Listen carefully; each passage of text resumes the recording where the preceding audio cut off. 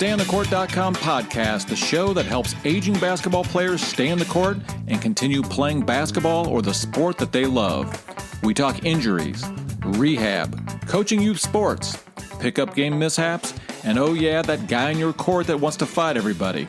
Our motto is, we don't stop playing because we grow old. We grow old because we stop playing. Our hosts are like bouncers. Like we have a no asshole policy on that.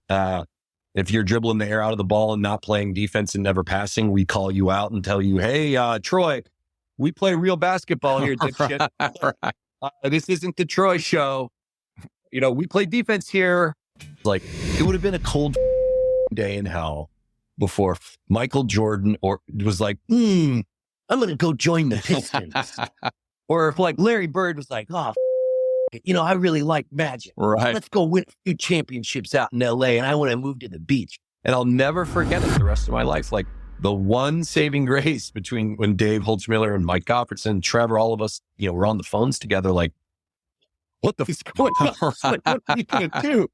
We are going to create a whole new basketball economy, meaning job opportunities in basketball, both full and part-time business ownership.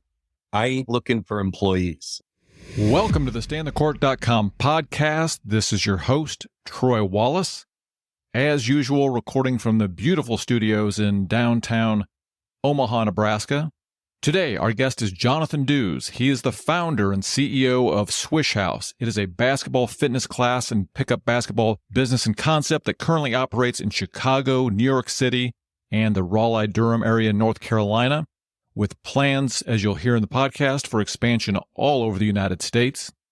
Jonathon was also a 4-year scholarship basketball player at Hillsdale College in Michigan, and just a good dude, a great interview. The Swish House concept is, it's almost like basketball practice for adults. I'm hoping it gets to Omaha, Nebraska sometime soon. So if you're interested in pickup basketball, learning how you can still work out like you're on a team, maybe most importantly, if you have the basketball chops and are interested in starting a low-cost basketball business in your area, this podcast is definitely a must-listen for you. You already got a little bit of what this is going to be like in the cold open. Jonathon is a no-holds-barred. It's a great conversation about, number one, business of basketball. Number two, what is missing from pickup basketball. Number three, what prompted Jonathon and his childhood friend to start this concept in the first place. Number four, the amazing list of A-list basketball people they've involved in the business already. And number five, how you might be able to get into the action either as a member if they're in your city or as a licensee in your area. So this was just a great all-around conversation. At about the 40-minute mark, I do a speed round, 5 questions for Jonathon that I'll just say, well, go listen to it. It's extremely entertaining. If you're willing to share your story of injury or recovery or have an idea for an interesting subject for the podcast, certainly let us know. You can go to StayOnTheCourt.com/podcast and fill out a form, or there's a button there to leave a little voice recording. Also, just for everything in this podcast, check out the show notes. There will be links there to the YouTube video edition and all the resources that we mentioned in the podcast. So please enjoy the StayOnTheCourt.com podcast episode with Jonathon Dews, CEO of Swish House. Jonathon Dews, welcome to the StayOnTheCourt.com podcast. I've given the listeners a little bit of your background in the intro, but I want to dig into a couple of things. Playing college ball and then coming out of school, some of the challenges with keeping up playing pickup basketball in general, and then how that translated into the idea for Swish House. Oh, my pleasure. And thanks, Troy, for having me. So I grew up in Southwest Ohio in the Dayton, Cincinnati area. Was a pretty good high school player at a little town called Eaton, Ohio, Eaton High School. And essentially was recruited by mostly, mid-major, MAC, Missouri Valley, Patriot League schools. And then was fortunate enough kind of at the 11th hour to get a full scholarship offer from a NCAA Division II school in Michigan, Hillsdale College, which at the time was in the Great Lakes Intercollegiate Athletic Conference. We famously called the GLIAC. Right. one of the better Division II conferences in the country with, schools like Grand Valley State and Findlay and, Wayne State, Ashland, some, Gannon, Mercyhurst, Pennsylvania, Michigan Tech, just some phenomenal programs. Ferris State, and it was just a perfect fit. I went on a recruiting visit there, and, the fellas that hosted me were in my wedding, are still to this day my closest personal friends. Right. So I had a wonderful playing career there. We had great teams. We won the conference, went to a couple NCAA tournaments. And, I personally had a nice career, was first team all conference, and, was, finished in the top 10 in scoring, and, had a nice personal, individual career. But more importantly, we had great teams, just great teammates, great men that I got to play for. And then, I always joke, like, as those NCAA commercials go, like, most of us go famous in something, or go pro in something other than sports.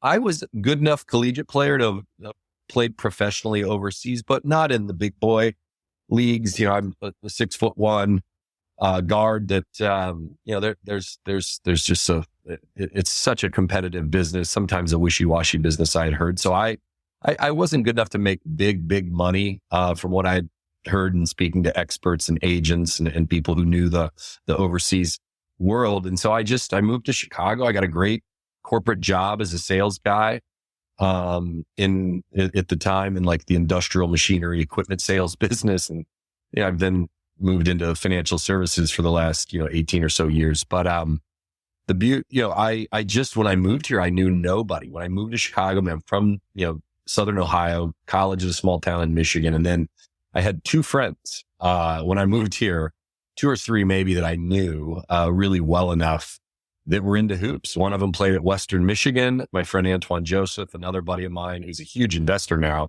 in Swish House, who's the president of Roadrunner Sports, a guy named Michael Gottfriedson, who played at Michigan. And, we just ended up forming this incredible, like 12 to 20 person unit of essentially a pro-am team that got in all the best underground pickup games. We would host our own pickup games. We dominated all the like top competitive men's leagues in the city. I mean, it was like a legitimate team. And then late 20s, early 30s, we all, start getting married, having kids, getting big promotions. I start traveling a lot on business. And frankly, like the ball stopped bouncing, man. And I just was not hooping as much. I put on 30, 40 pounds. I was up to almost 250 pounds. My playing weight in college was about 195, 200. And, it was because I couldn't find good, consistent quality basketball. And if you're a real player, you don't like just showing up at the park and playing with randoms. Like you want to play with, gentlemen and dudes that really know how to play the game and play defense and can really go and play the game the right way. And I always say we're all snobs, that those who played at a high level, Right. like you just don't want to just show up. So a lot of dudes, women, even more so, stop playing because of that. So I had this, there's a long-winded story to that, but, much deeper. But in about 2015, 2016, I always explain Swish House, Troy, in kind of two genres. On one hand, most of us compartmentalize us, and kind of the origin story came about as like the basketball version of boutique fitness for adults, like Soul Cycle. Yeah, think Orange Theory, think CrossFit, Soul Cycle, yes, Core Power Yoga. F45 is probably the closest entity to us, started by a bunch of ex-Australian rugby pros. But we, on the other hand, though, we're equal parts Airbnb, Uber in the asset light entity business. We do not ever really aim to build or buy or own our own mega basketball facilities. I never say never. Down the road, if we have like, some incredible facility that's branded as ours, neat, but that's expensive and it's not necessary, because there's a zillion beautiful indoor courts all over the globe that can be activated, both mostly indoor, but even a litany of great outdoor courts, especially in warm weather parts of the world. Like you can just activate these courts in a mutually beneficial way if you're smart and you're collaborative, which we are. So think of us in kind of two genres, the basketball version of boutique fitness, following very similar business models that we expand to the CrossFits and Orange Theories. But for people with, in my opinion, like the smartest people that are really behind us, know that the best part of our business is the low overhead asset light model. Frankly, very, very directly, I always put it this way, Troy, like if you and your family want to open up like an Orange Theory in Nebraska, going to cost you probably $250,000 up front just to get it rolling. So what does that cater to? Most people, I have no idea your financial situation, but most humans in America or in other parts of the country don't have that kind of dough just sitting around. So it's just ultra wealthy people that can open the F45s and the Orange Theories of the world. That's the straight up truth. Not a flight to them. One of the treadmills, one of those bikes at SoulCycle, they all cost like $25,000-$30,000. You want to open up Omaha, Nebraska, it's going to cost $10,000. That's what it costs to open up a location. Right now, that's the fee that we quote, but that includes all the materials, all of the infrastructure, the technology we utilize, the 2 apps that we use to power our business. So it's a very affordable thing, in that we're in the asset light business. So it's, I'll pause there. That's the kind of, I could give you a 3-hour overview of the business, but that's the quick and dirty. So we're in Raleigh right now, New York and Chicago. But the plan is, you're speaking with the founder. Our vision is this is in every developed country on earth eventually. Right. The biggest, most dominant fitness franchise on earth is what we want to be. And that's where helping more people than anybody. That's what we want to be. Right. And that's what I wanted to get out the door is, my belief for the listeners of this podcast is this is like the perfect match, of guys, girls that are trying to stay healthy, stay on the court, looking for games. And so we had a mutual friend and I got introduced. Wiseman. Yeah. I got a text. Great man. I got a text from him. It had to be 2019. I looked it up before I, tried to look you up about a month ago. And it was 2019. And I said, that's it. Like that's perfect. That is my exact situation. I played in high school, varsity level, didn't go into college, but you're the guy. I know enough basketball that you want to play. 51, 52, something like that? Right? Yes. 52. Yeah. You're the demo. Yeah. So you want to play, but you want to make sure you've got a place to play that maybe you're going to get a little bit better. And so, what really resonated with me when I saw that is I did miss that camaraderie of practicing with other people, right? Seeing the same people, being on a team. Now, I know you guys aren't out playing necessarily games and leagues and things like that, but just having that camaraderie. I know what you mean. So important to, number one, wanting to get your butt off the couch to get up and go, right? To have that group to play with. No, absolutely. So again, you said you're in New York City, Chicago, and Raleigh. And you got the biggest footprint in Chicago right now. Is that actually New York? Oh, really?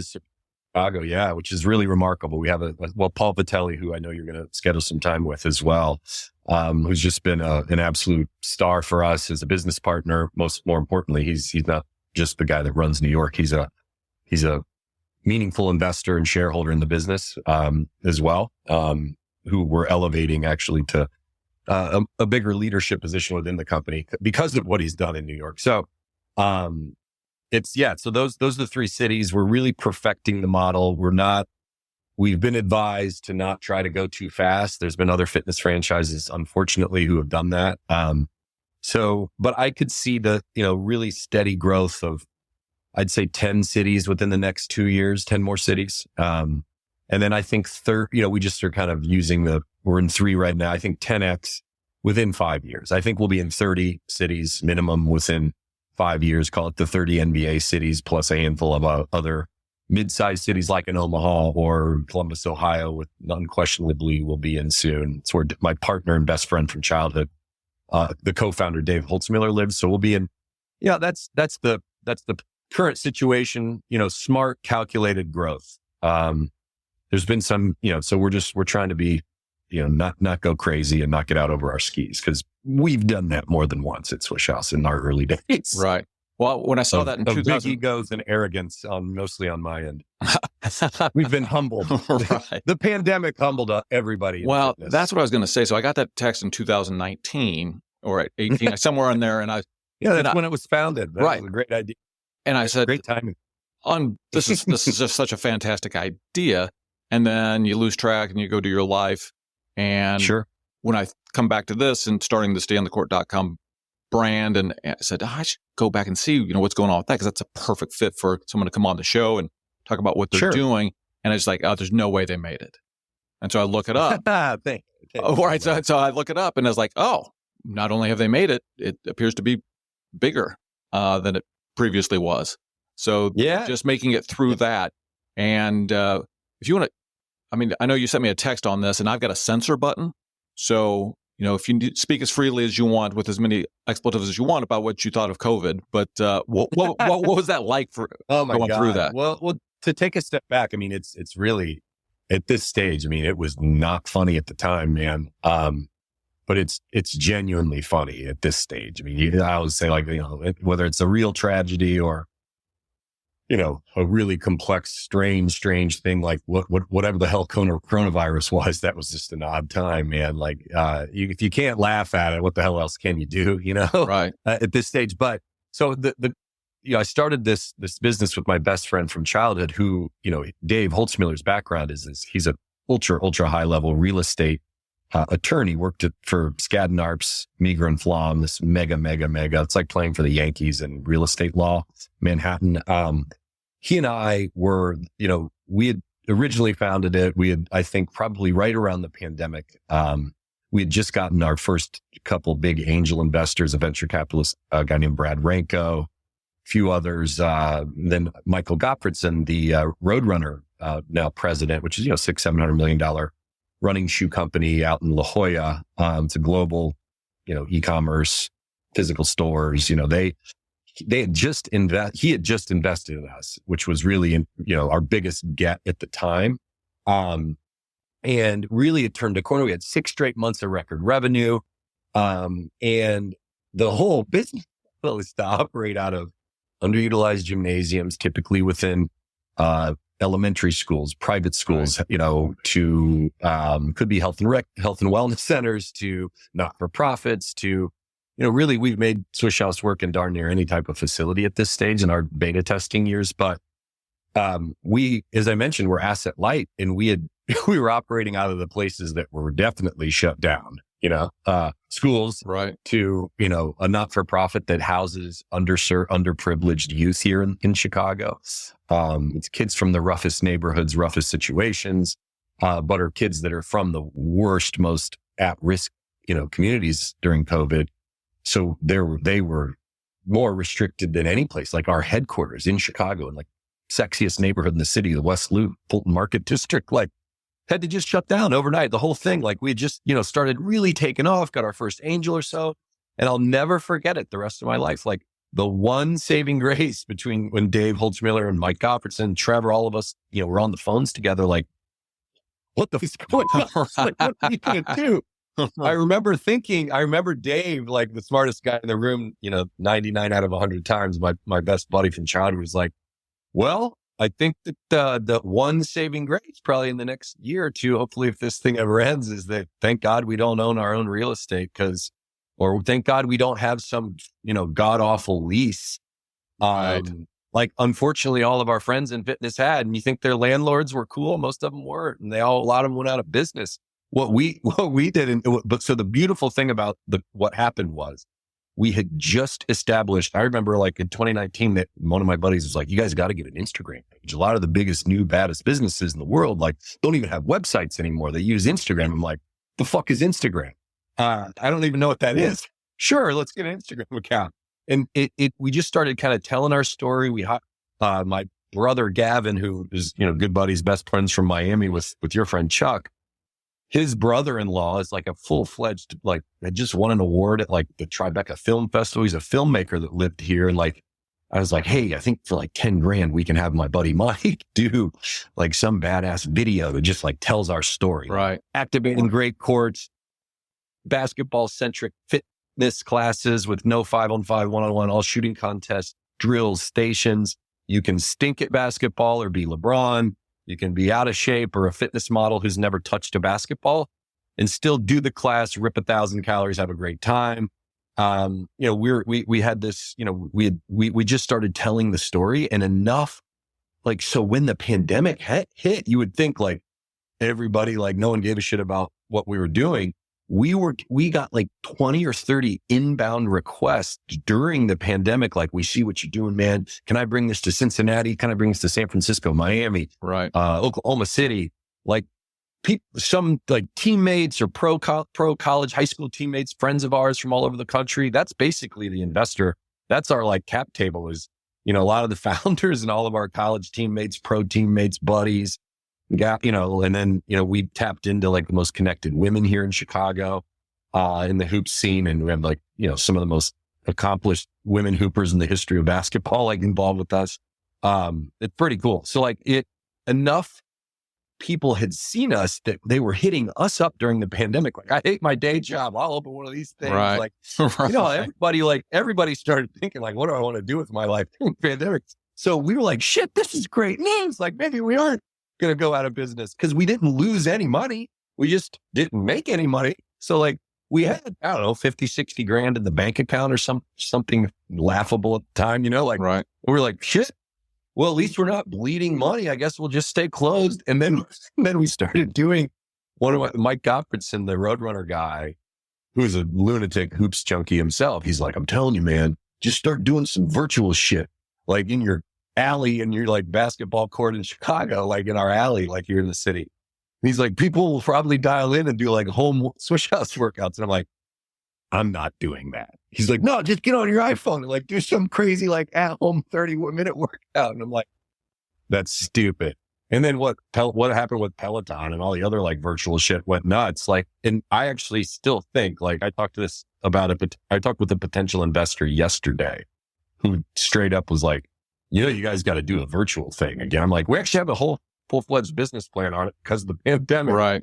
But it was so like disheartening. And then it became this like beacon of light in like, my day job in financial services, like that had everybody hit the skids on that. Thank God I was still employed and had another job, but like it enabled us to really focus on Swish House. And we did a $500,000 family and friends capital raise in the middle of the pandemic because instead of saying, hey, we're going to go to 50 cities, we're like, how about all these people just invest into the mothership? And then like, we'll give, my friends, Drew and Blake, who, Drew played at Eastern Michigan and her husband's one of my best friends, Blake, played football at Hillsdale where I played hoops. Like they put in money and, we're going to give them the rights to develop Phoenix if they want it, which is where they live. Oh, that's a good one. It's my old home. So it essentially, spent 12 years down there. We did a family and friend. Yeah. So we did a family and friends round in the middle of pandemic, built a huge network of not huge. I mean, we have 50-ish investors in the company. I don't think we'll ever have more than, 5, 10 more. At some stage, we may try to get, venture money or institutional money, but we've got a really, really, really deep cap table and a killer board of advisors now. And it's really, so the pandemic, like it proved our model in that like, it's better to not own your own real estate. It is not necessary.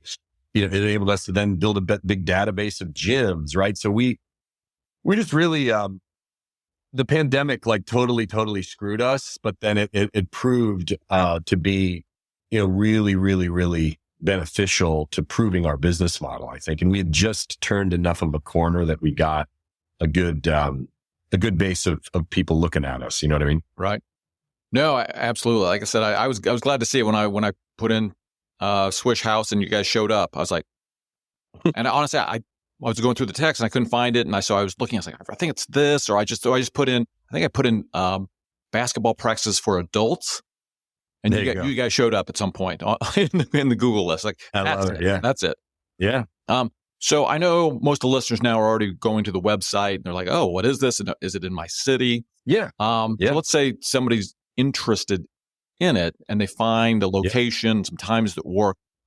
what can they expect? They've signed up for one of the workout classes. What does that look like for somebody coming in?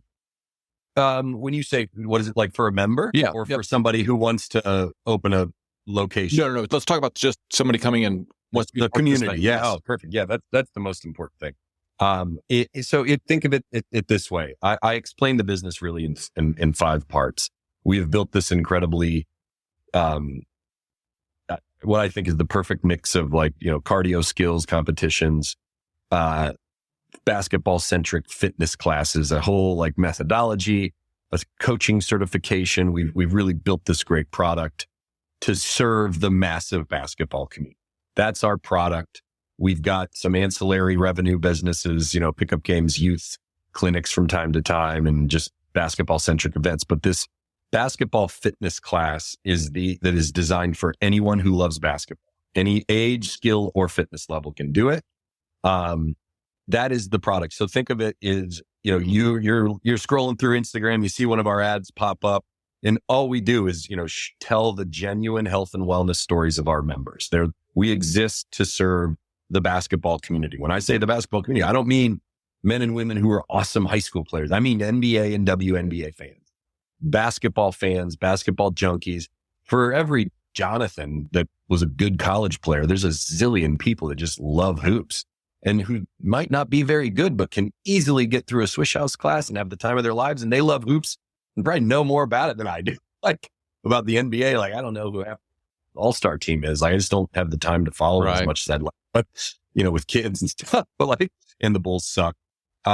So it's literally, we have built it to be like the dream exercise regimen for people who dig hoops. That's, if you think of it in that genre, you show up, our coaches are taught to treat every single member like a star. We don't care if you suck or you're incredible at hoops. We just are there to make sure that you get a killer workout. We treat you like a star and you meet cool people and have a good time, because I always joke, all these other cult-like followings, think of how sexy SoulCycle had to make riding on an exercise bike. I'm sorry, that's what it is. I don't know how you can't make that any cooler. Peloton tried, I guess, but you have to, they and CrossFit, all these other Orange Theory, they had to create this manufactured synthetic experience, get people to try it, get people to buy into it. And then the hardest part is keep coming back. So it's we always say it's a pull through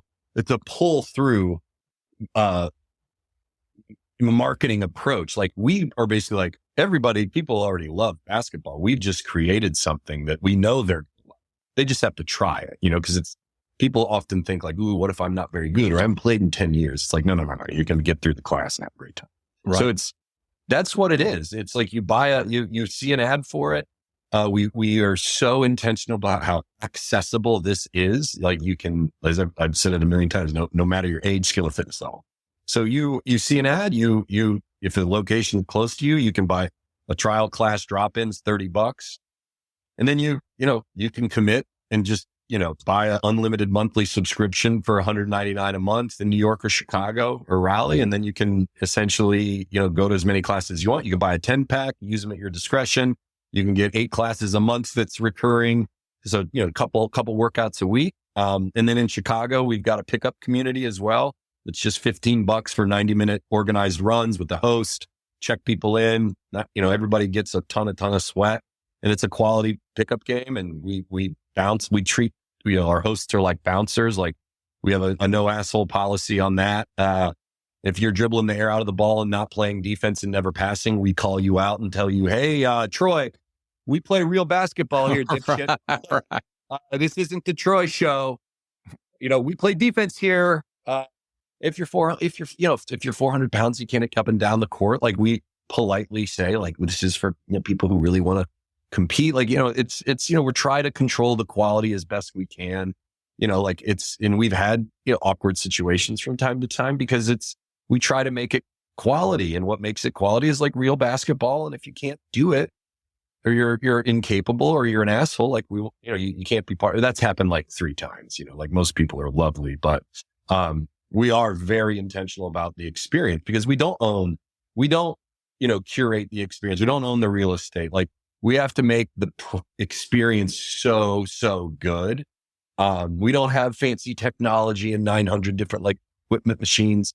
We have mini bands, basketballs, cones, some weight that we use that are called Viper Pros.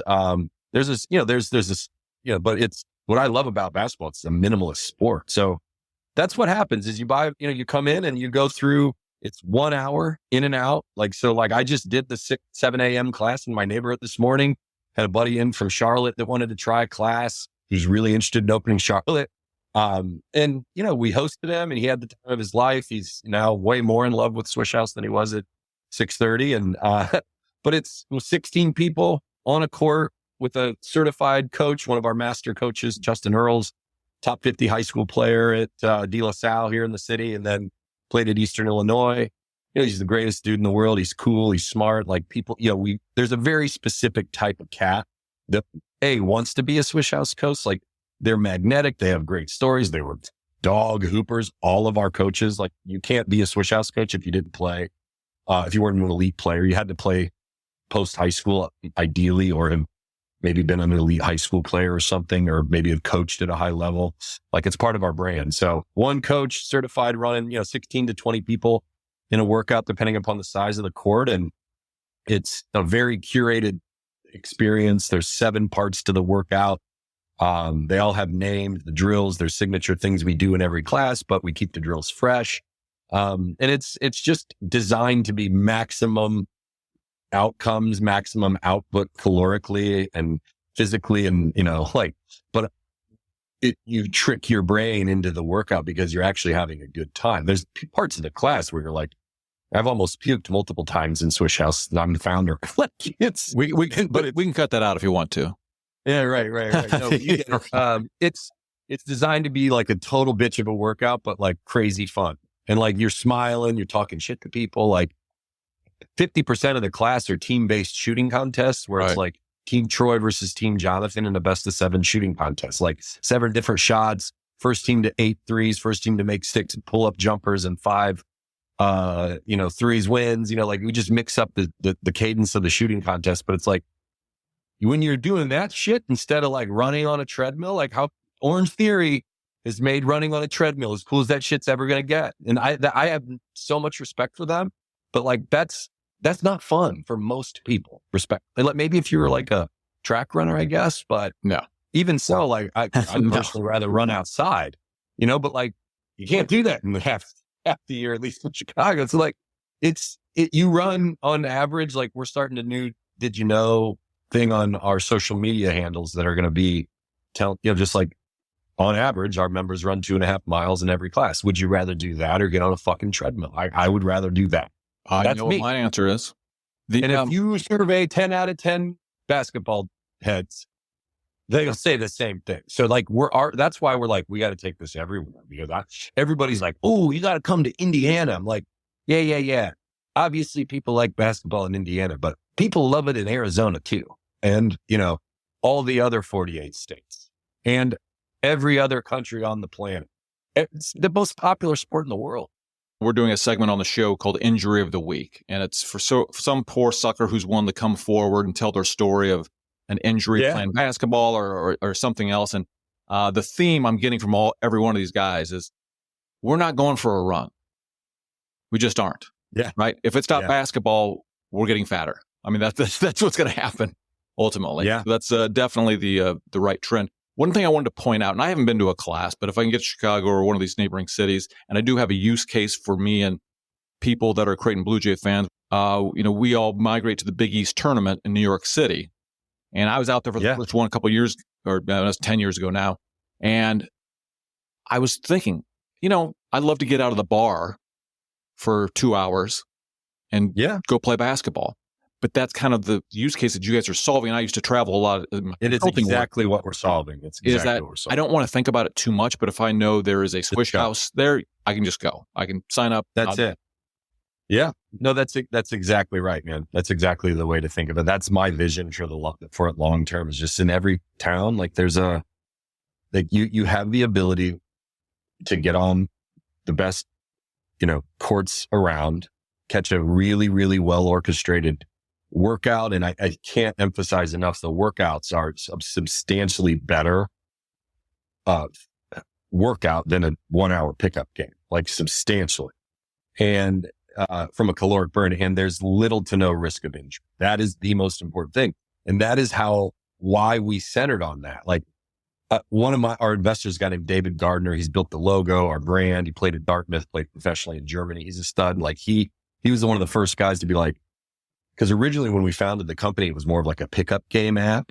And then we pivoted and went all in on the fitness class methodology and kind of following the Orange Theory Soul Cycle kind of CrossFit mantra. And I remember him respectfully saying, he's like, James Naismith invented basketball. I like the pickup games idea, but respectfully, I'm not just going to go play pickup. Like he's 6'11", played at Dartmouth. Like big fellas have a harder time because people want to be heroes around. Yeah, no. It's like, I get it. They just, so it's, so we and I've just found that so many people stop playing because they're genuinely, or they have gotten hurt or they're scared of getting hurt. I'm legitimately afraid of it too. Like popping an Achilles or ripping a knee at age 42 or 43 would just suck.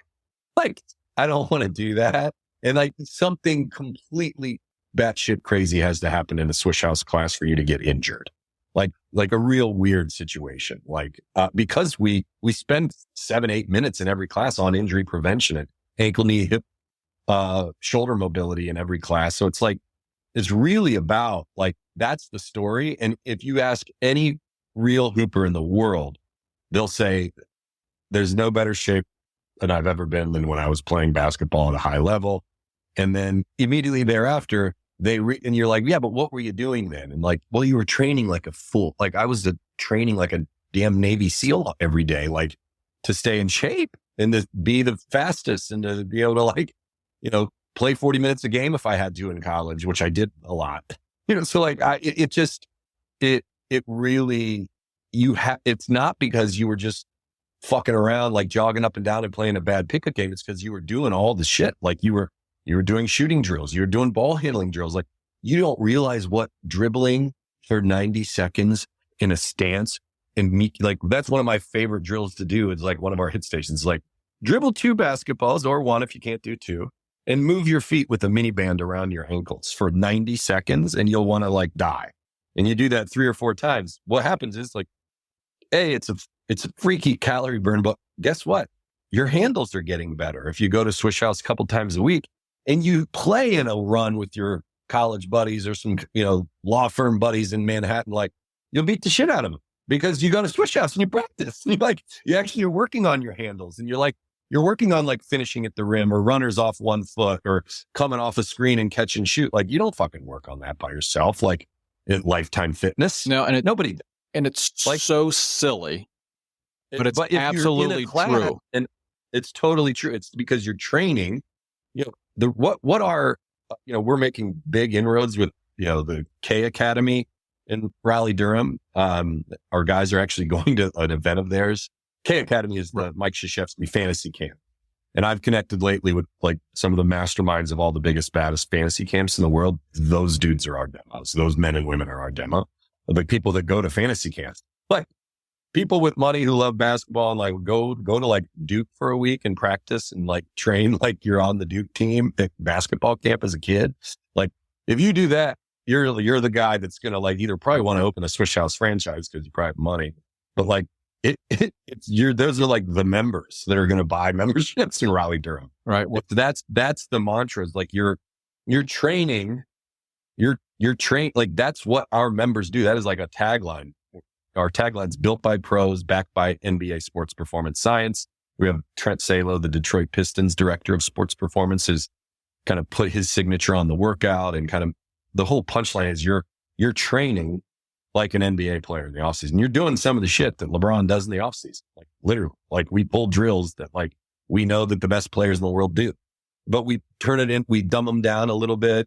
We make them simpler and like, navigable and easy to explain in a HIT class. So you're not like standing there for 10 minutes. Well, that's probably why it resonated with me, because the Coach K Fantasy Camp is on my bucket list. There you go. Number 1. Number 2. We're doing an event with them Saturday in Durham. Oh, really? Interesting. I can't make that up.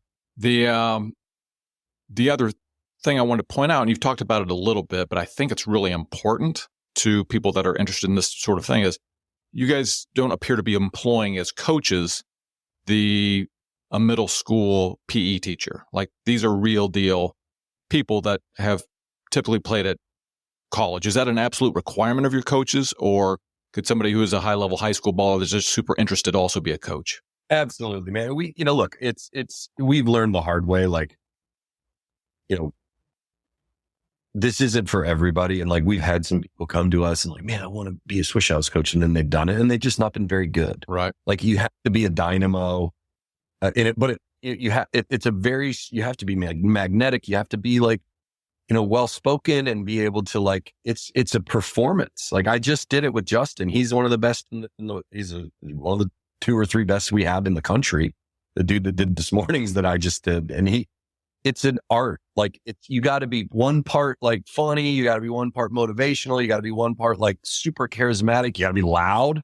You can't have like a soft spoken and like, hey, I'm Steve. Like, I'm the coach. Like, so I'd be like, hey, we're going to go on from this drill to this drill. You got to move. You got to be able to explain things. It's like you have to be a good, public speaker, really. Like, and like, that ain't for everybody, man. Like, you can love basketball and have been a dog hooper and suck at being a Swish House coach. It's not for everybody. And we created like a high octane, like, quality control for our coaches, which is table stakes in the fitness community.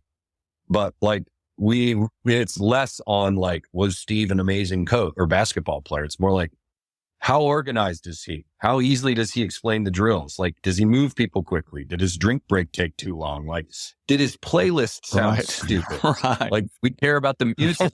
Was he playing like dipshit cartoon techno music? Because that ain't our fucking demo. Right. You know what I mean? Like, we surveyed our members. Like, what is your number one pump up song? Like, what genre caters to you? It's vast majority is hip hop. So that's what we play. That's what we play. That's what basketball is, a deep association, hip hop and rap. Like, that just is what it is, man. Doesn't mean we don't rip some Metallica, my shit, and Rage Against the Machine that I run. But like, I'm from the 90s. Well, that's true. And, that Chicago can be a little edgy too with the, 9 Inch Nails, and some of the bands came out of there. In most of the best run pickup games I'm ever involved in, there's always that guy, right? I'm starting to call him the maestro. And if there's a guy who's there regularly that everybody respects, who kind of gets the games organized, if their teams aren't even, everybody feels comfortable with him rearranging the teams. That court is much more enjoyable to be on. So I would say, question. And you guys having a facilitator, or when I lived in Scottsdale, Arizona, there was a really nice gym that I went to that I really couldn't afford, but it was close to my house, and they had the same thing. They had somebody facilitating the games, and it just dramatically helped. Matters big time. Absolutely. John, well, I've got a pile of questions to ask you. Yeah, but I always like to do one kind of fun thing. I call it 5-question speed round, and it's just a set of questions. They're going to mostly be basketball related. I have a specific curveball question for you that we can cut, if you don't answer the question. So let's get into it. So I always put up an imaginary clock, and we'll put 3 minutes on the imaginary clock, and we're going to go with question 1. Yep. So you're on the team. It's a 3-on-3 team, which is usually made up of 4 players. You've got to pick your other 3 players from this list of 5 players. You only pick 3. Larry Bird, Hakeem Olajuwon, Damian Lillard, Rex Chapman, and Kyle Korver. Korver, Bird, Hakeem, no question. Landslide. That was speed round. I thought you might stumble a little bit on that one, but I get it. You got your big guy, right? You got your 3-point shooters, which is important. My game was built around having like badass post players, because just feeding them, cutting, getting open at the 3-point line. Like, so I love Hakeem, love Bird, and then just dead eye shooter. I'm a dead eye shooter, not as good as Korver. Right. Korver was a fun one to watch at Creighton, and was blown away at his pro career. Yeah, great career. Nice run. Bulls. All right. Number 2. You can only watch one league for the rest of your life. Is it NCAA or NBA?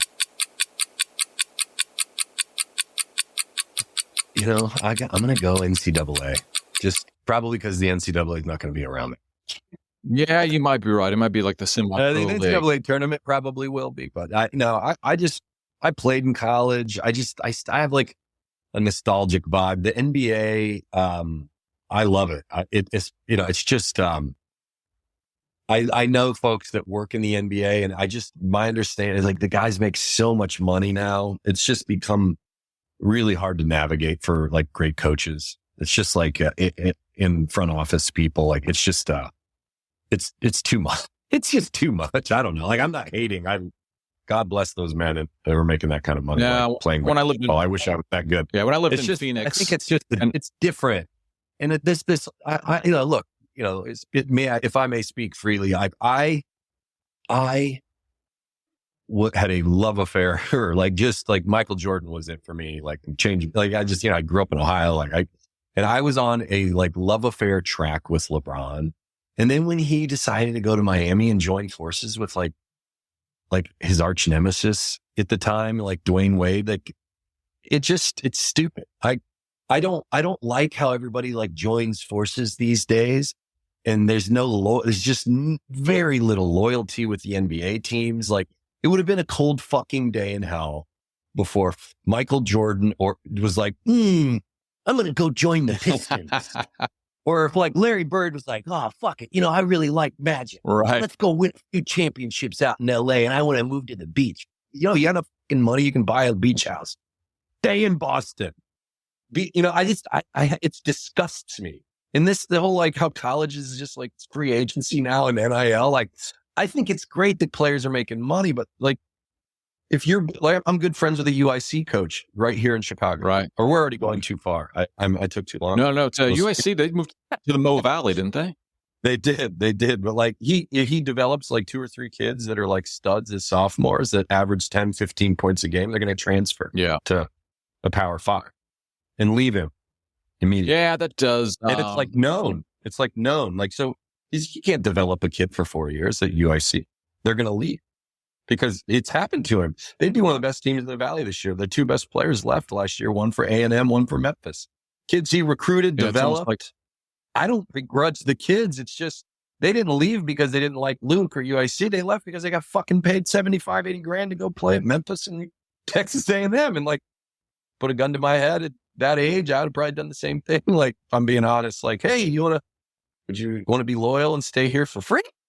Or, go play in the SEC for $100 grand, and you get plus, it. Yeah. I mean, absolutely. And it's like, what are you going to do? Play like, are you going to play a Rupp Arena, or I can go play at Illinois State? Right. I mean, what are you going to do? I like that it's giving some of these good players a place to stay, and they're going to get paid rather than take the chance in the NBA and not make it, and be in the G League. So, and for Creighton University, which is my alma mater, it's been really good for us because we organized NIL really quickly, and it's a good program. And so you're finding like some of these studs that would have been gone a year ago, they're staying around for 1 and 2 more years. So I do like that aspect of it. But again, you're right. It's just going to be, I always like the idea of you can find that right coach, right, that could recruit those hidden gems and develop them and make a run. Like that was exciting. Yeah. I'm with you, man. It's just that's it. I forgot. I kind of, you get me going. Like I forgot it was the rapid round. What is a rapid round that, we can cut that. Well, no, I found that the rapid round is not rapid. Rapid fire. Rapid. I should say that, they're rapid questions, but your answer does not have to be rapid.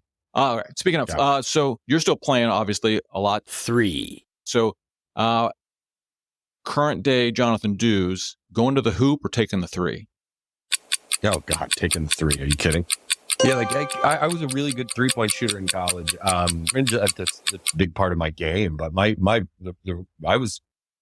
got to the rack a lot, like in my actual playing days. That was like my game is finishing, getting to the rim. I wasn't like dunking on people, right. But now like I've developed, especially later in life, a really good mid-range game. I had a decent mid-range game in college, but like, just pull-ups and threes, man. And like just being smart, become a better passer probably in my older age. Cause I was like a caveman, like wanted to score. I wasn't a ball hog. I don't mean it like that, but just a really scoring mentality, you know what I mean? And so like, I've had to really adjust my game and just more methodical, like slower, coming off screens, ball screens type stuff versus, going by people, finishing at the rim. I mean, I can still, if I'm really warmed up and I'm playing consistent, I can still play at a pretty high level, especially for most 42-year-olds, but it's pretty scary to show up to a run where there's like 20 something, early 20 somethings who just finished playing the Big Ten. I'm getting to that point. I'm starting to get scared of going to those runs anymore, which I used to show up with bells on 5 years ago, but there's just a lot more impact to getting injured. Go back to, people can look it up on the podcast, but Al Peterson III, who's a golf pro, but baller, he's only 30 years old. Super interesting guy to talk to if people want to go listen to that podcast, but just blew up his fibula, like busted it, ripped all the tendons. And, he's got a 2-year-old daughter at home, right? And plus, a job that involves him walking around and playing golf. So the stakes are certainly much higher once you hit your 30s and above. All right, here's the curveball. 4. Do you know anyone, or have you yourself witnessed Caesar the wrestling bear?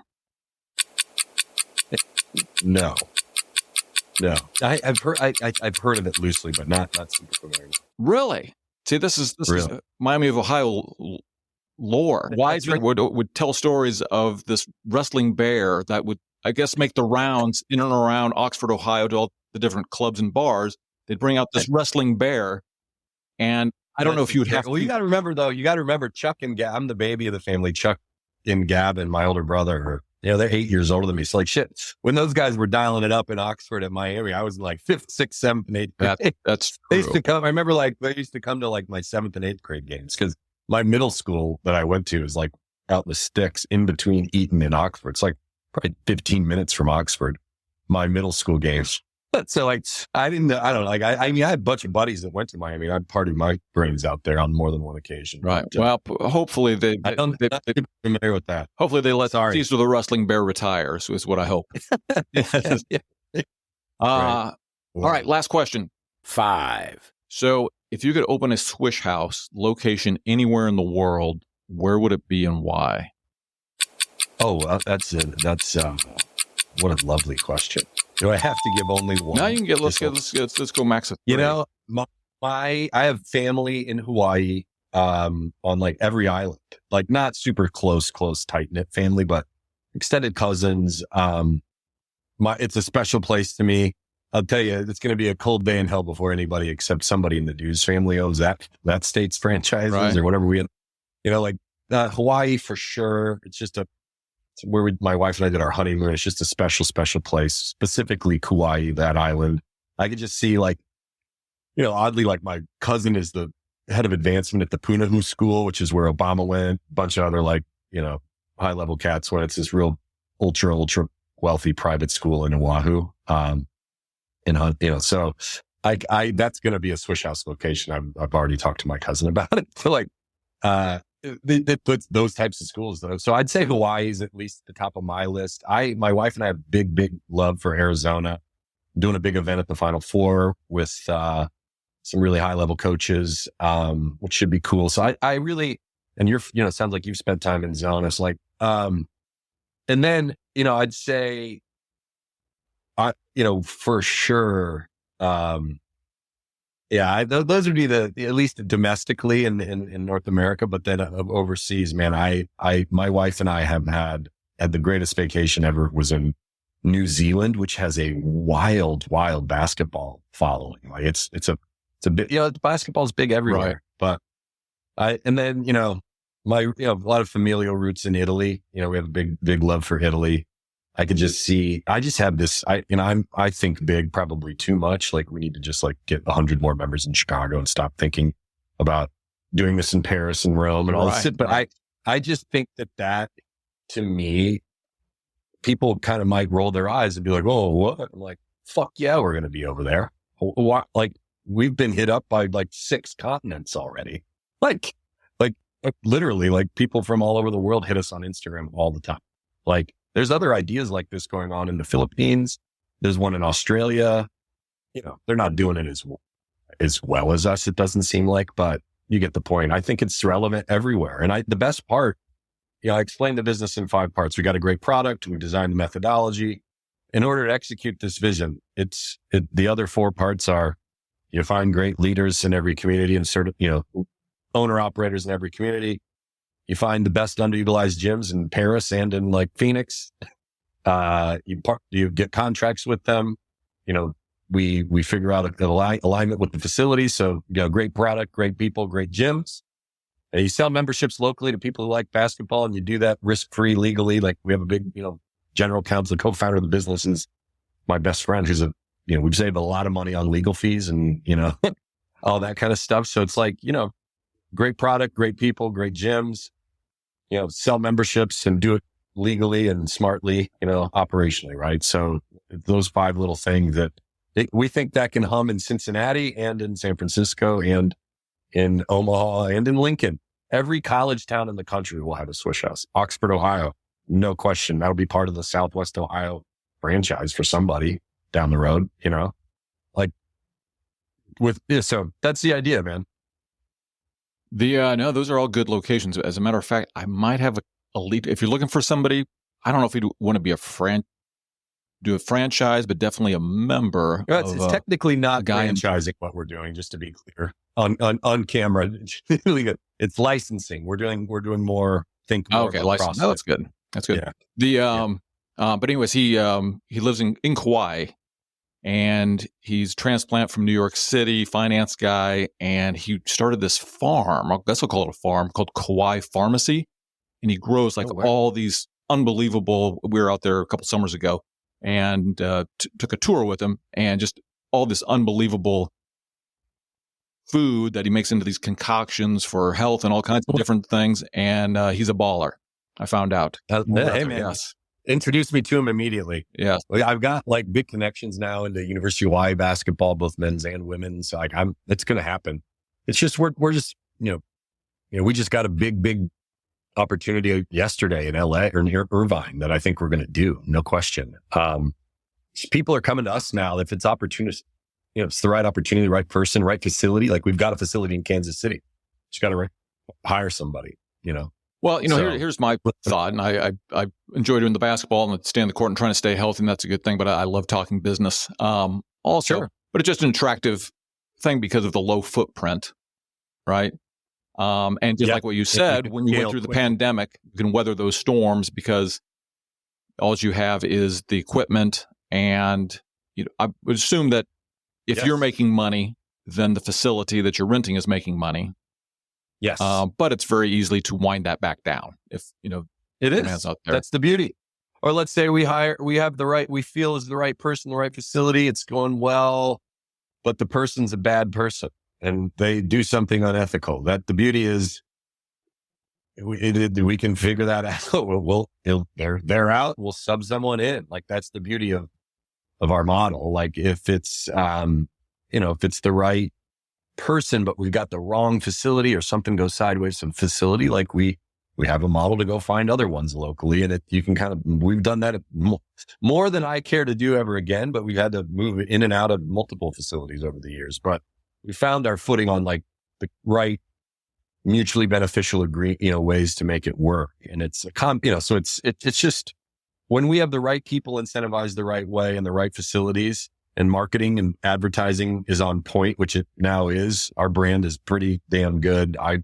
It can only get better, but we know how to sell memberships and tell the story effectively to get bodies in the door. And you get 100 people to try it. You got to get, 30 or 40 to 50, hopefully buying memberships, if not more. And I also think that what's cool about what we're doing is, let's say that you have a bunch of buddies that you guys belong to a country club in Omaha, and like, that's kind of the big spend for health and wellness. It's got a nice gym. It does some HIIT classes, whatever. Like, what I see Swish House being is like, if there's a Swish House in your community, you at least like have the baseline, like $50 or $80 a month, like, get you 2 runs a week kind of thing. You know what I mean? Like it could be I think it's going to be a secondary, very affordable membership, like for a lot of people. Like my hope is like if Swish House is in every major city eventually, like if you're a hipper, you at least like drop in from time to time for a good run, or like, I'm getting sick of like the CrossFit gym I committed to. I'm going to start going to Swish House like on the side until my membership expires. Like I could see it being like a supplemental secondary for a lot of people. A lot of people have more than one gym membership, Oh, I'm guilty, right? We've got, what do I have right now? 1, 2, and I'm threatening to add a third specifically to go play basketball because some of the times are not working out with everything else. Matter of fact, I'm in downtown Omaha, Nebraska. I went over to the YMCA and I was appalled that they didn't have noon basketball going. I went and asked the director, I was like, does nobody use these courts during noon? Like noon ball? Right. They're like, no, they're just empty. It's like, well, if I organize it, can we have the space? And they said, yes. And so now it's just about, matter of trying to find the people. And because just like you said you topped it at maybe 250. So pre-COVID, I was playing 2 to 3 times a week. And I was always probably a little too skinny, 6'3". So I was probably 185, 190. And I'm now about 205, playing probably twice a month. And it's just not enough. Like I need to get on the court more. Yeah. So, the more opportunities out there, the better. So I know we had you for the hour. If you've got to run, I can go a little over if necessary. Okay. Whatever works. Let's go back. I don't have a hard stop. All right. Let's finish up with a few other questions. And I always talk about this. So I know we've talked Swish House and some of your background playing in college. So what does your routine look like now? How do you incorporate Swish House versus doing other things? And this is just talking as, 40-year-old guy to 50-year-old guy. What are the things? And I know you have kids? 2. Yeah. So you're busy. You're the guy. You got of course. Yeah. The job, running Swish House, probably coaching kids. What does your routine look like? Like how in addition to doing Swish House sessions, what else are you doing? Or how many Swish House sessions are you doing? A couple a week usually. A couple a week, and then I'm starting to play in the pickup games more. I got a pickup game going just selfishly and lazily at the Park District. I made the Park District like across the street from my house, a Swish House gym partner. But it's a big deal because it got us in an institutionally deal with Chicago Park Districts, which, as you can imagine, they should be one of our biggest partners along with Chicago Public Schools. We interestingly just got Arnie Duncan to join our board, who's, former U.S. Secretary of Education under Obama. We got Dave Meltzer to join and invest, who ran the Steinberg Agency back in the day, one of the biggest sports sports agencies in the world. So we're figuring out all the right gym partners, but some of them are in my neighborhood. So selfishly, I've made it convenient for me to be able to go. So I'd say 1 pickup game a week, 2 classes. And then I joined this great health and wellness based social club here in Chicago called Beyond. I don't know if you're familiar with the Soho House that started in New York. That's like a global, private club. Really, really cool. There's one in my neighborhood here in Chicago too, so it's similar to that, like a health and wellness based social club that's got a co-working space. So I'll throw weights around and, hop on a treadmill if I need to, rip 500 calories or something just to move. But I'm trying to work out almost every single day, 7 days a week if I can in some way. I walk my dog a lot. But I think it's just, I think I'm not one of those fitness founders that runs around with my shirt off, flexing and telling everybody how hot I am and how good I look. I still eat not as well as I should, but Swish House, I just feel like it has changed my life. I'll never do anything else. I'm not letting the company ever go out of business. It's at least going to be open in Chicago in this neighborhood until I die or move. But that's how I feel like it's so paramount for me to do that. Honestly, I didn't really want to do the 7 a.m. class. I kind of wanted to sleep in this morning, but I was like, I got to get up. I'm going to meet some of the guys I've not met. There's a few new trial members coming to the class, and it feeds my soul. It genuinely feeds my soul. It's not even the workout anymore. It's more just these fucking guys pay, these people pay, pay my mortgage. And and it's a real thing we started. I'm so grateful for it, but it also you have to immerse yourself in the community. If you're not a user, then like you don't get it. Like if you're not using the product, like what are we doing? Like I have to be a user of it. I have to stay fit, at least like decently fit. Like it's not like about me. It's about like these other people. Like it's really meaningful. Like it's really, really meaningful. So I try to go at least twice a week, at least, or I'll just stop in and say hello to people. Hopefully sell a couple memberships, like to people that just tried the class. Like I'm best at that, that's a good use of time. I pop in for the last 10 minutes of class, high five everybody and be like, hey, did you like your experience, Troy? Do you want to buy a 10 pack? Like, hey, Right. I get off on that still. Like that shit excites me. Like, whoa, we just did $1,000 in Chicago today. We had a $4,000 day in New York a couple weeks ago. Like that shit's so exciting as a business guy, but the real coolest thing about the company is man, like I'm sure you've heard this, like as you're in your 40s and 50s, like the ultimate flex is like looking like 10 years younger and being really, really physically and mentally healthy. The way you do that is exercising. I don't give a fuck what anybody says. You got to move or you're going to become morbidly obese if you don't move your body.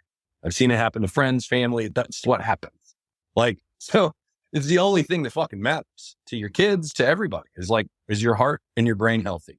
And that's what we're doing. And it's actually super fun. And like, nobody's ever going to fucking get sick of Swish House. That's, remember what I said earlier about like the other fitness boutiques? They're manufactured synthetic experiences. How many people do you know, Troy, that like grew up like doing like HIIT workouts and throwing around like, huge weight, like, maybe some football players or wrestlers that you grew up with did that. I did that in football because we had like real street and strength conditioning shit. But like nobody did that. That's not like how many people like watched the Tour de France.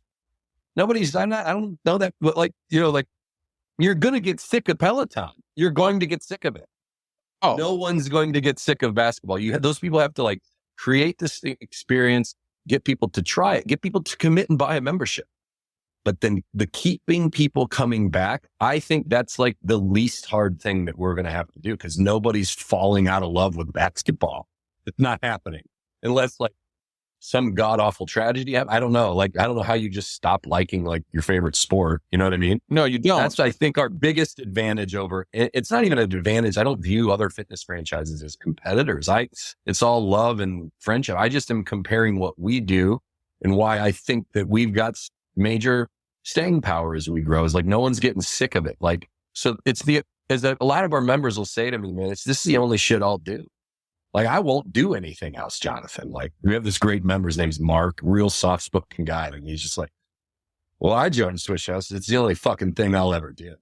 It's the only thing that could actually get me off the couch is doing this, And I think that's the easiest, best way to tell the model. No, it's absolutely true. I mean, I am pretty well educated in health space. I never studied it in school, but I read the books and I listen to the podcasts and do all the things. I know what to do, right? But when COVID came and I tried doing sprinting, which I still do a little bit now, I tried walking on the treadmill, but guess what? Over 2-3 years, that 15 plus pounds came back, right? It just did. I know. And I just know, and I know it's inconvenient sometimes for the family, but of course, I'm playing at 7:30 in the morning on Sundays. This is my only regular game right now. And I don't always make that, but I know I need to get at least 2 more times a week playing basketball. And so I think your only competition is how convenient can you make it for people? That's being in more places, being more accessible, because that's what changes. People's schedule changes, and that may cause someone to drop. I know. But the more... Yeah, that's what's yeah. And what's been fascinating is like, we'll survey. I always love saying this when it comes to entrepreneurship, man. Like, you think that you know what people want. You don't know anything until you ask them. Like, you would think, I would have thought that like we'd have a huge spike in memberships in the summers. No, it's like Chicago in the summer is the coolest place on planet Earth. Yes. I mean that in the most dead serious sense. it's insane in the summers. Like we like got cocky in our early years and like got like 2x the gym time that we actually needed. And we were in a real problem because Jonathon thought like, no, man, I used to play in like 2 summer leagues, so we need to get more courts. And then everybody was like, no, we're playing beach volleyball. I need to pause my Swish House membership. And we like almost went out of business one. You know, it's just, you have to like listen to the members. Like, so we survey like, hey, we've got this great gym in this neighborhood. We've got the ability to add Saturdays, 5 to 9 p.m. I'll never forget this the rest of my life. 5 to 9 p.m. on Saturdays is the fucking last time in all of the week that I would work out, other than maybe like 2 in the morning or something. Right. Like I would never work out 5 to 9. A bunch of our young demo was like, oh yeah, I'll go do that before I go out on Saturdays. I'm like, what? Yeah. All right. Well, I guess we're at it, DePaul. Like, let's do that. Yeah. Like different people at different scales. Like, right. When you especially have kids or you need to get a job, you can't imagine that being available and working out. But it's the example I will use is, there was an old record store here in Omaha. This was 25 years ago, and interview with the owner, and they're like talking about, what's the competition? He's like, I don't care about the other record stores. He said, my competition is the movie theater, television, like any other thing that can entertain people. It's the same thing, right? Whereas I love playing basketball. I prioritize it higher, but guess what? Nice day in Chicago, I'm probably going to the lake. or how about, you're so much more inclined to go grab a beer after work and sit on some pimped out rooftop, or like go, check out the beautiful people, good looking gals and guys walking around in some. You can go play basketball in February. Sexy neighborhood. Yeah, I'll go do that. Yeah, like you know what? I'm going to the Saturday morning class, but I'm going out partying after work on a Tuesday instead of going to the Swish. Like that's what you do in Chicago in the summers, man. You go to the beach. Like the beaches here, like that's what I always joke, man. I'm scared of sharks. Like there's nothing to worry about. Like that is true. Just as much fun. Maybe some cold water most of the year. But obviously, for sure. Anyway, Jonathon, I know we got to get you out of here, so we will. My pleasure. Close it out. I really appreciate you being on the show. My pleasure. Man. Anything else you want to close out with or share with the listeners before you go? I think, it's kind of how you and I connected. To me, I can't emphasize enough, like the business is the most selfless in nature, at its core, in that we exist to serve the basketball community of anyone who loves the game, help them get healthier, happier, mentally, physically healthier, happier. Like that's the mission. It's super simple. But like, I think immediately thereafter, to me, the most important, coolest thing that we intend to do, and we are currently doing, is we are going to create a whole new basketball economy, meaning job opportunities in basketball, both full and part-time business ownership.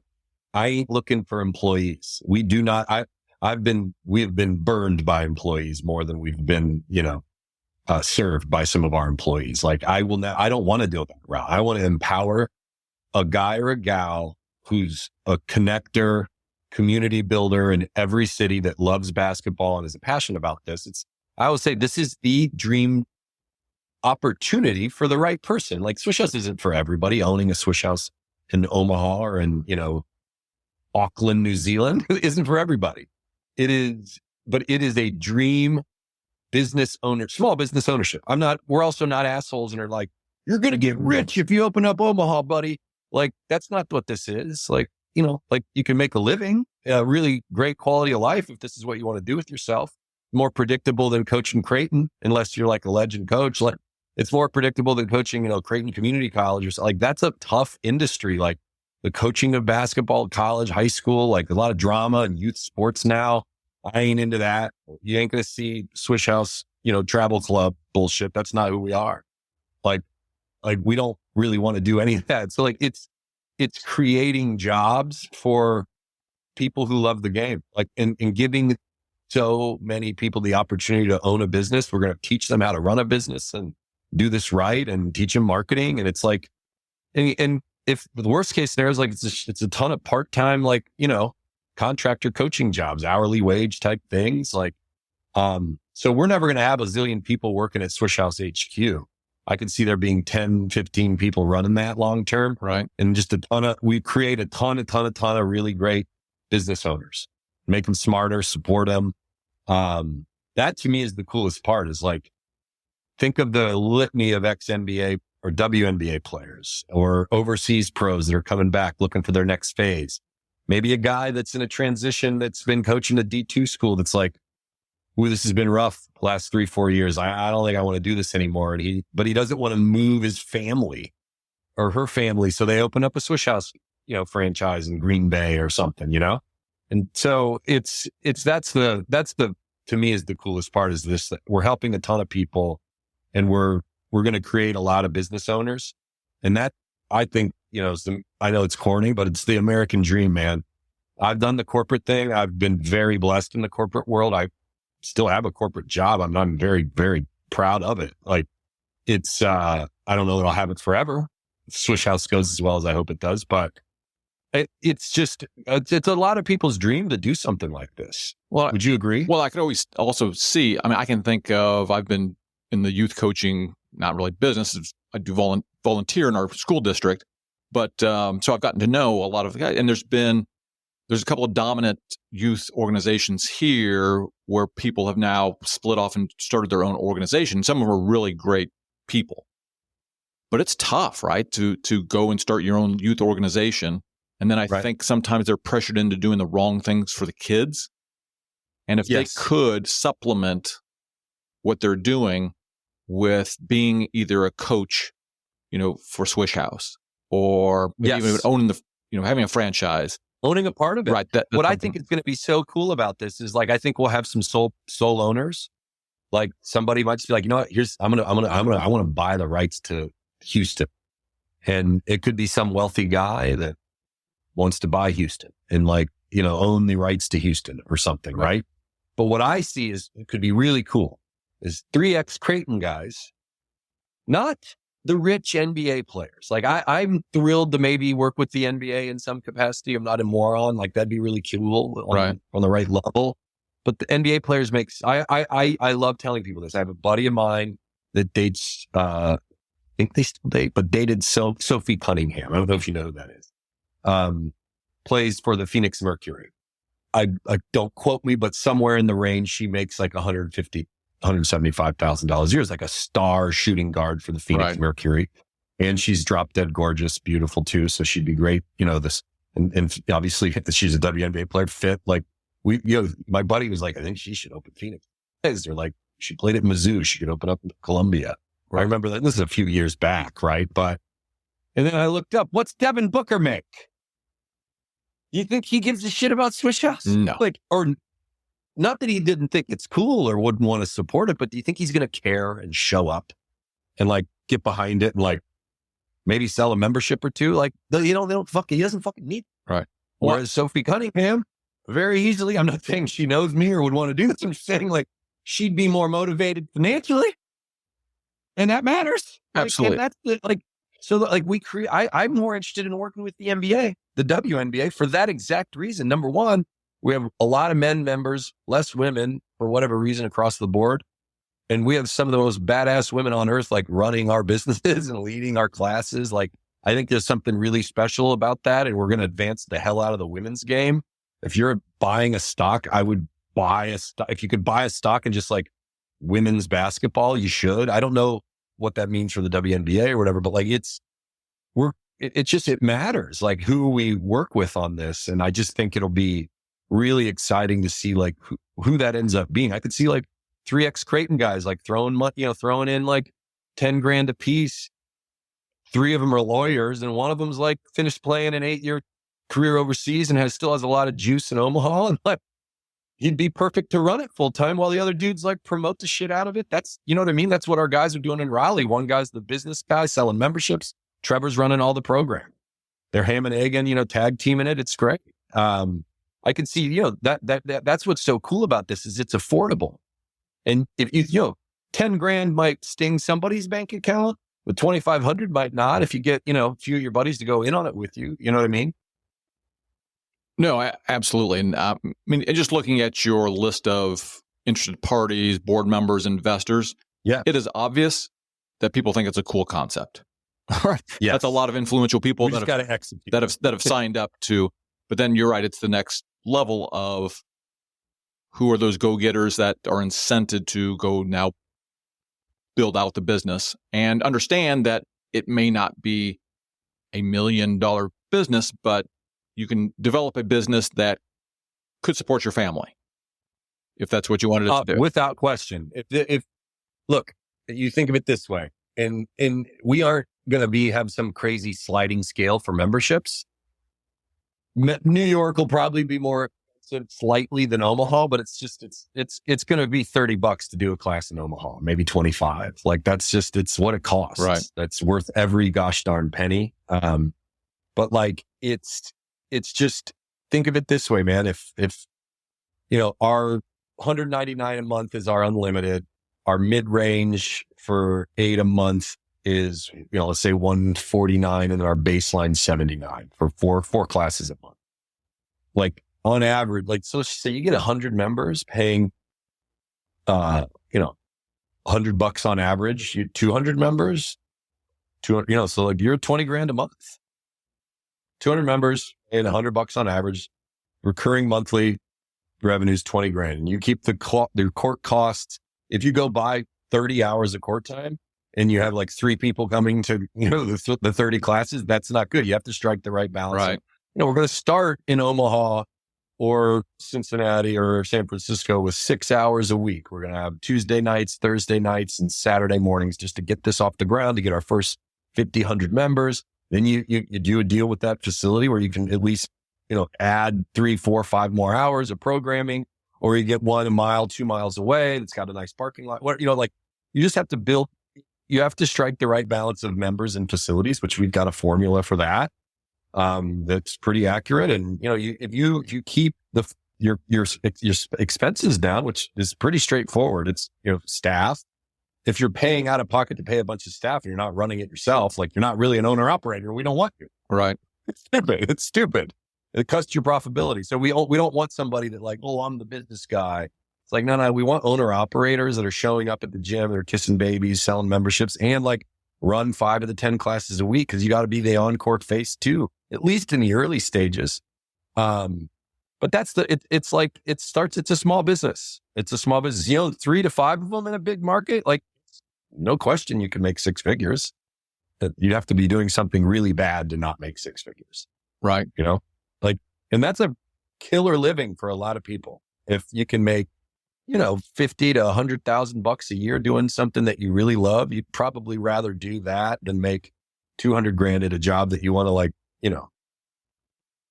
punch your boss every day and you hate. Oh, absolutely. Absolutely. Right? Like that's me, but like some people. Well, and I think there are people that are made for desk jobs and people that are not, right? And, right.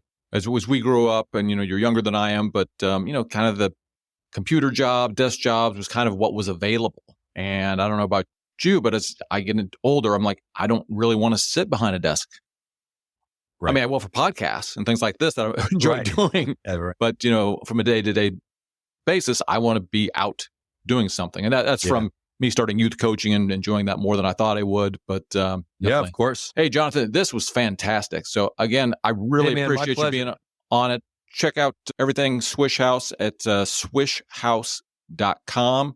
And I know you guys are very active on social media. So we will put all of this in the show notes so it's easy for everybody to access. But again, Jonathon Dews, absolutely great. Appreciate you being here. Man, my pleasure, Troy. Thank you so much.